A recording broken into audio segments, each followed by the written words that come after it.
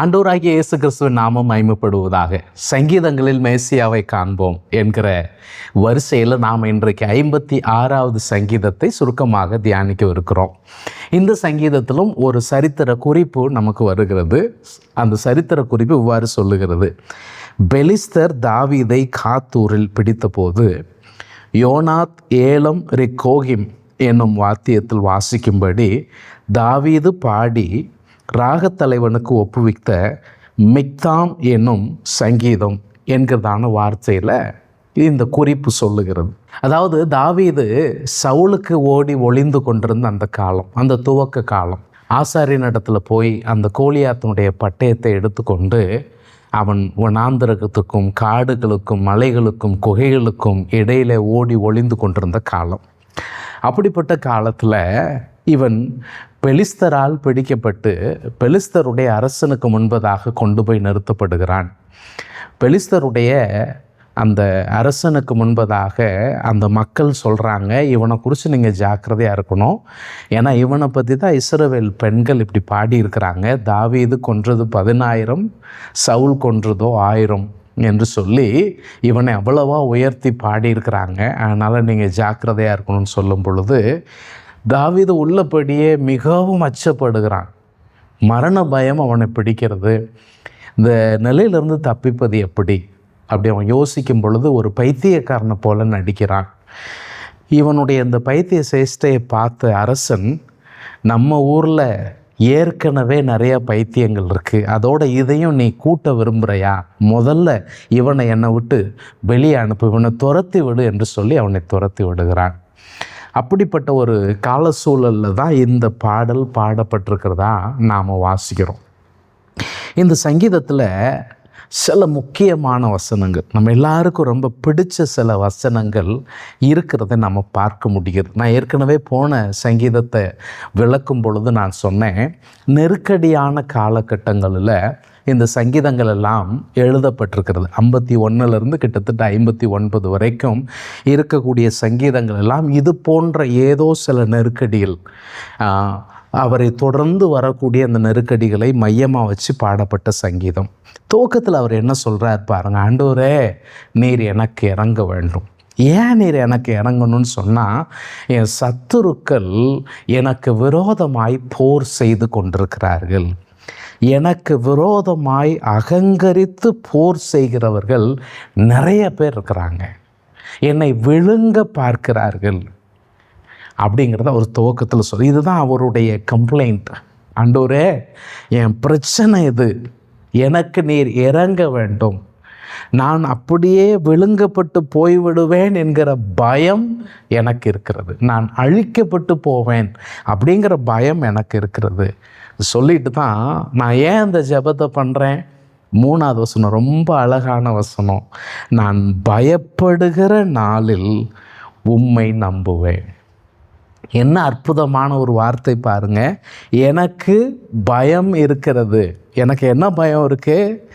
என்ன மனுஷன் விழுங்கிடுவானோ, சத்துரு என்னை ஒடுக்கி கொண்டிருக்கிறார்கள், என்னை விழுங்க பார்க்கிறார்கள், அகங்கரித்து போர் செய்கிற அநேகர் இருக்கிறார்கள், நான் அழிந்து போவேனோ என்கிற பயம் எனக்கு இருக்கிறது. ஆனால் அந்த பயத்திலே நான் துவண்டு போய்விட மாட்டேன்.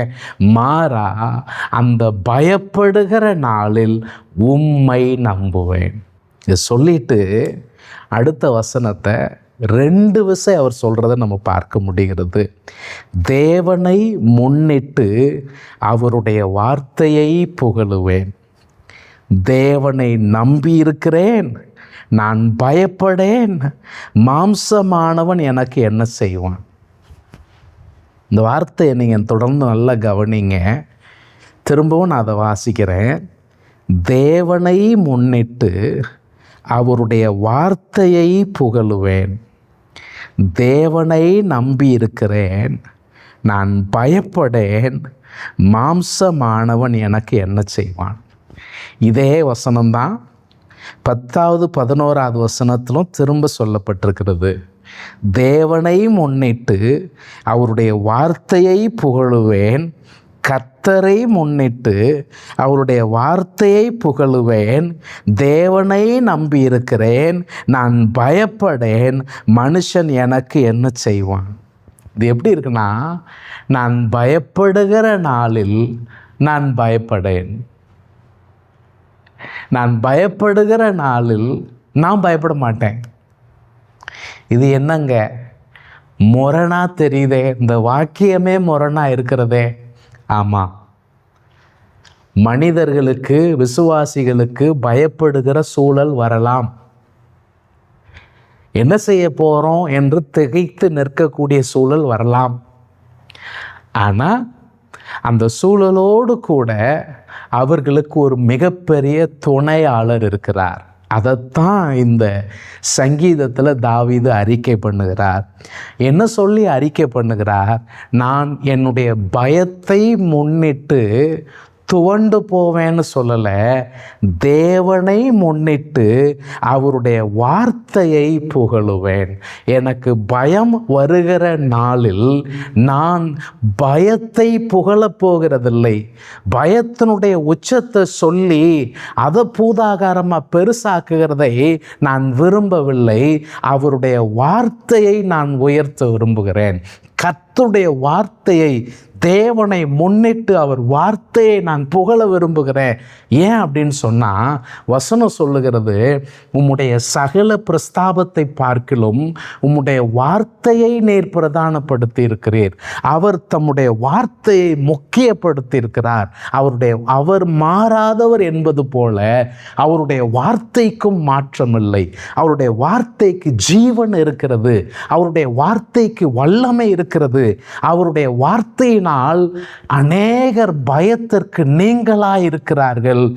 நான் அப்படிப்பட்ட அனுபவங்களை கடந்து வந்திருக்கிறேன். சிங்கத்தின் வாயிலிருந்து தப்புவிக்கப்பட்டேன். கரடியினுடைய பிடியிலிருந்து தப்புவிக்கப்பட்டேன். கோலியாத் என்கிற அரக்கனுடைய பிடியிலிருந்து தப்புவிக்கப்பட்டேன். இப்பொழுதும் எனக்கு இருக்கிற நெருக்கடியிலிருந்து தப்புவிக்கப்படுவேன். நான் பயப்படுகிற நாளில் நான் பயப்படேன். காரணம், தேவனை முன்னிட்டு கர்த்தருடைய வார்த்தையை புகழுகிறதை தெரிந்து கொள்ளுவேன். பயத்தை பெரிதுபடுத்துவதை தெரிந்து கொள்ள மாட்டேன். அதைத்தான் சொல்றாரு. நான் தேவனை நம்பி இருக்கிறேன், நான் பயப்படேன். மாம்சமானவன் எனக்கு என்ன செய்வான்? தேவனை நம்பி இருக்கிறேன், நான் பயப்படேன். மனுஷன் எனக்கு என்ன செய்வான்? புதிய ஏற்பாட்டில் இயேசு கிறிஸ்து சீஷர்களுக்கு ஒரு அழகான ஒரு புத்திமதியை சொன்னார். அது என்னன்னா, உங்களை சரீரத்தை கொன்று உங்கள் ஆத்துமாக்களுக்கு ஒன்றும் செய்ய முடியாதவர்களுக்கு நீங்கள் பயப்படக்கூடாது. நீங்கள் யாருக்கு பயப்படணும்னு நான் உங்களுக்கு சொல்லி கொடுக்குறேன். உங்கள் சரீரத்தை கொன்று உங்கள் ஆத்துமாக்களையும் நரகத்திலே தள்ள வல்லவருக்கு பயப்படுங்க. உங்கள் பயம் கர்த்தர் மேலே இருக்கணும், மனுஷன் மேலே இருக்கக்கூடாது. மனிதர்கள் உங்களை ஒன்றும் செய்ய முடியாது. ரொம்ப அழகான ஒரு வசனம் இருக்குது. இயேசு சீஷரில் பார்த்து சொல்கிறாரு, நீங்கள் எல்லாம் பிதாவினுடைய கரத்தில் இருக்கிறீர்கள். நீங்கள் என்ன இடத்துல இருக்கிறீர்கள்? என் கரத்திலிருந்து உங்களை ஒருவனும் பறித்து கொள்ளக்கூடாது. நம்மளை பறிக்கவே முடியாது. மனுஷனால் நமக்கு ஒன்றும் செய்ய முடியாது. மனுஷன், அவனுக்கு பலம் என்பது குறுகியது. அவன் ரொம்ப உங்களுக்கு எதிராக கங்கணம் கட்டி கொண்டு வந்து நிற்கலாம். ஆனால் அவனுடைய ஸ்ட்ரென்த் என்பது லிமிட்டட். அவனை விட உங்களுக்குள்ள இருக்கிற தேவன் பெரியவராக இருக்கிறார். அதனால் அவர் தைரியமாக சொல்கிறார், மனுஷன் எனக்கு என்ன செய்வான்? பிரியமான கர்த்தருடைய பிள்ளையே, உங்களுக்கு கர்த்தர் மேலே எந்த அளவுக்கு நம்பிக்கை இருக்கிறது? நெருக்கடியின் காலகட்டத்தில், உங்களை பயமுறுத்துகிற சூழலின் காலகட்டத்தில் நீங்கள் இந்த வார்த்தையை சொல்ல முடியுமா? தேவனை முன்னிட்டு அவருடைய வார்த்தையை புகழுவேன்.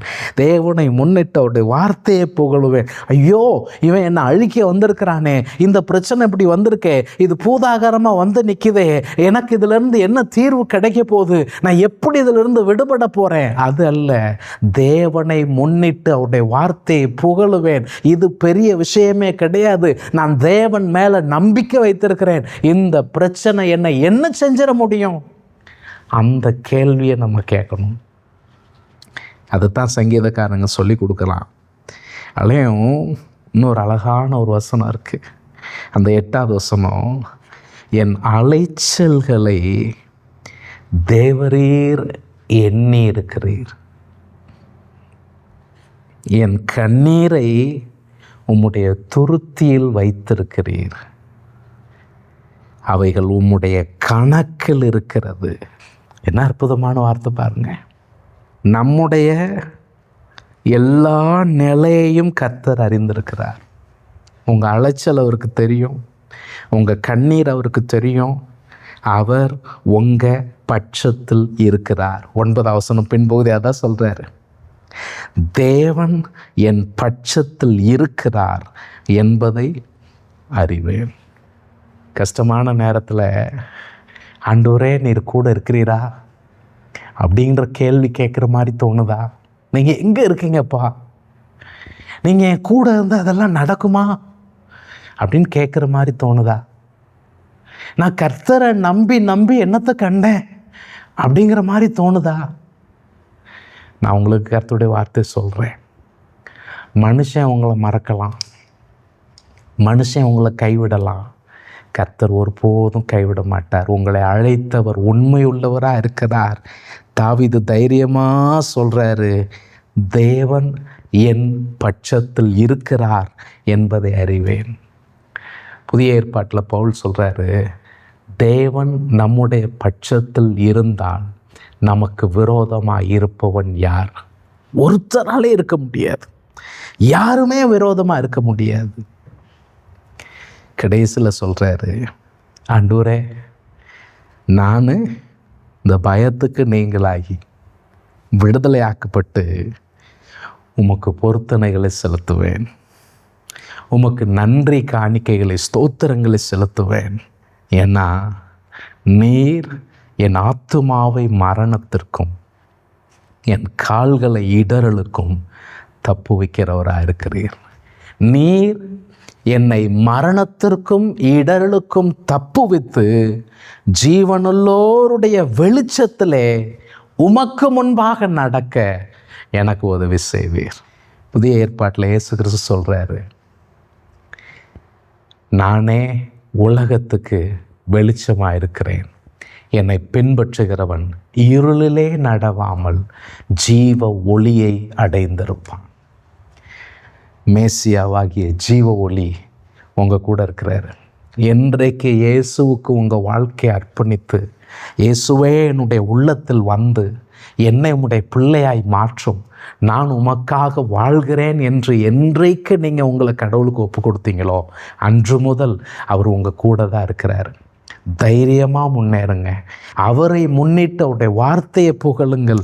அவர் மேலே விடாப்பிடியான நம்பிக்கை வைங்க. உடம்புப்படி அவர் நம்புங்க. பயத்தை புறம்பே தள்ளுகிற தேவ வல்லமை, தேவனுடைய வார்த்தையின் ஜீவன் உங்களோடு கூட இருந்து உங்களை மகிமையாய், கனமாய், ஆச்சரியமாய், ஆசீர்வாதமாய் நடத்த என் ஆண்டவர் போதுமானவர். நான் பயப்படுகிற நாளில் நான் பயப்படேன். காரணம், தேவனை நம்பி இருக்கிறேன். மனுஷன் எனக்கு என்ன செய்வான்? நீங்களும் இந்த கேள்வியை கேட்கணும்.